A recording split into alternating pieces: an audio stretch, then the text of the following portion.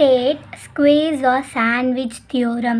If f of x is less than or equal to g of x is less than or equal to h of x.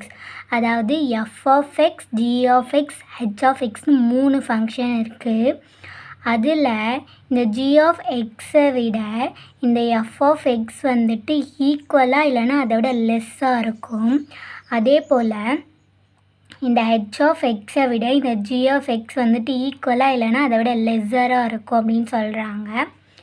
when x is near a, x வந்துட்டு a கிட்ட இருக்கிறப்போ என்னன்னா, அதாவது அந்த எக்ஸோட value, அதாவது இந்த ஃபங்க்ஷனில் இருக்கிற எக்ஸோட வேல்யூ a கிட்ட நியராக இருக்கிறப்போ அதோட லிமிட், அதாவது limit x tends to a f of x, இந்த ஃபங்க்ஷனோடைய லிமிட் இருக்கு இல்லையா, அதாவது f of xோட லிமிட்டும் limit x tends to a h of xும் ஈக்குவலாக இருந்து ஒரு சொல்யூஷன் தரும். ஓகேவா, ஒரு சொல்யூஷன் தரும்.